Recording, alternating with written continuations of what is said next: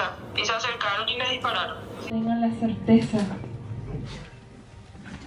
de que vamos a redoblar los esfuerzos para seguir luchando contra el crimen organizado, contra el crimen transnacional, contra el narcotráfico. La criminalidad hoy nos supera en términos de frontera. Hoy estamos hablando de que hay mucha delincuencia transnacional. Hemos recibido llamadas, hay información que ha sido ya aportada, verificada, algunas de ellas están en proceso de verificación y otras descartadas con los analistas del Cuerpo Técnico de Investigación de la Fiscalía.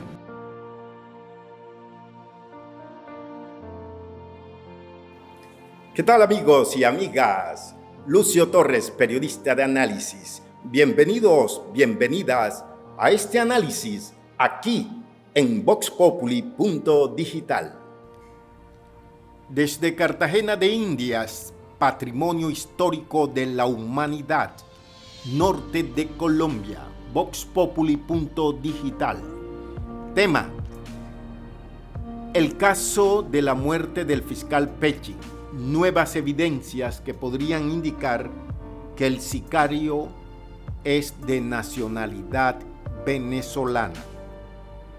Atención, la principal hipótesis que se desprende de un análisis de los hechos demuestra que la mafia paraguaya contrató una oficina de cobro colombiana que a su vez pudo utilizar un sicario de nacionalidad venezolana para asesinar al fiscal Marcelo Pecci Albertini. La segunda hipótesis indica que este asesinato podría ser un castigo por las operaciones contra el lavado de activos y el proceso de penetración de las organizaciones criminales en la actividad política y financiera del Paraguay. La tercera hipótesis señala que las autoridades no tienen nada concreto para dar con los autores intelectuales de este magnicidio. El asesinato del fiscal Pecci el pasado martes, ya han pasado 4 días después de este crimen de alto impacto en la opinión pública internacional, está claro que fue un hecho que desvela la capacidad operativa de la mafia transnacional. La orden de agonía pudo originarse desde el Paraguay. No obstante, el sicariato en Decamerón puso al descubierto el proceso de captura del Estado paraguayo por parte de las organizaciones del narcotráfico. Es un proceso que podríamos llamar de mexicanización o de colombianización, tan doloroso como el asesinato de este funcionario que no alcanzó a disfrutar su luna de miel al lado de su amada, la periodista Claudia Aguilar. Es un dolor que apenas los paraguayos alcanzan a sospechar. Todo indica que solo es el comienzo de una guerra que traerá muchos muertos. Cuando el dinero mal habido penetra la actividad política y empresarial, más pronto que tarde irrumpe con tanta violencia que pone en cuestión hasta la propia democracia de un país. Mientras tanto, este 13 de mayo, el féretro cubierto por una pijama de madera era embalado en la funeraria Lord Wick, ubicada diagonal al Castillo San Felipe de Cartagena de Indias. De aquí partió en una carroza fúnebre al Aeropuerto Internacional Rafael Núñez con rumbo al país de los guaraníes. En su patria le darán el último adiós al que fuera el fiscal antimafia con 13 años de experiencia en estas lides peligrosas del crimen transnacional. Veamos la hipótesis sobre un supuesto sicario de nacionalidad venezolana. Sin duda, el sicario que operó la pistola 9 milímetros, fueron 3 tiros, uno en la cara y 2 en el cuerpo, que recibió Marcelo Pecci, lo hizo con tanta precisión que demostró su profesionalidad. También indica que pudo ser ejecutada por una de las tantas oficinas de cobro que el crimen organizado tiene en Colombia. La viuda, ella confirmó que el individuo que aparece en el video es el mismo que obturó, que disparó los 3 tiros contra su esposo, Marcelo Pecci. Pero todo apunta a que este crimen pudo ser un trabajo de la oficina de cobro a nombre del Clan del Golfo, que usa una subestructura del crimen organizado colombiano.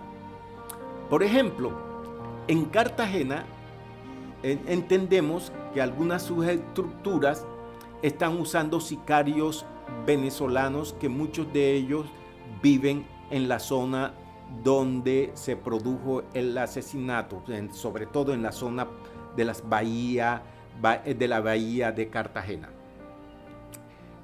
Las principales alarmas de cómo el dinero del narcotráfico, y me refiero al caso de Paraguay, comenzaba a penetrar en los cimientos democráticos del Paraguay fueron las elecciones del 2013. En esas elecciones, algunos jefes mafiosos se hicieron elegir en el Parlamento, ya como titulares, ya como suplentes. Tal y como sucedió en Colombia en la década de los 80, cuando mafiosos como Pablo Escobar fueron elegidos parlamentarios con el beneplácito de todo el estamento estatal. Sin embargo, en medio de este silencio cómplice surgieron voces disruptivas y valientes como la del ministro de Justicia, Rodrigo Lara Bonilla, o del procurador Carlos Mauro Hoyos, quienes fueron ejecutados por Pablo Escobar. Como una premonición de la muerte del fiscal Pecci, él consideró que ese proceso que tiene la mafia, por ejemplo, de la Calabresa, de mimetizarse en los ámbitos financieros, académicos, les da cierta libertad de manejo de lo político o de lo económico. Él dijo esto en algunas declaraciones de prensa y que realmente hoy pues cobran mucha actualidad. Por ejemplo, dijo que la conjunción de todos estos factores permite sobre todo el desarrollo del tráfico de droga, y esto es lo que estas organizaciones mafiosas buscan. La muerte del fiscal Pecci ha causado una conmoción a nivel internacional, especialmente Paraguay, Colombia, y las autoridades están empeñadas en buscar los autores materiales que deben llevar a los autores intelectuales. ¿Dónde se produjo la orden de agonía? Si todo indica que es Paraguay, pero también valdría la pena estudiar algunas de las subestructuras que utiliza el Clan del Golfo para ejecutar asesinatos, especialmente en Cartagena, que es escenario de una guerra interna del Clan del Golfo a raíz de la detención de varios de sus comandantes. En este sentido, entonces, entendemos la necesidad de analizar toda esta hipótesis con un sentido objetivo y también con un objetivo crítico. Lucio Torres, periodista de investigación, periodista de análisis, que no es lo mismo.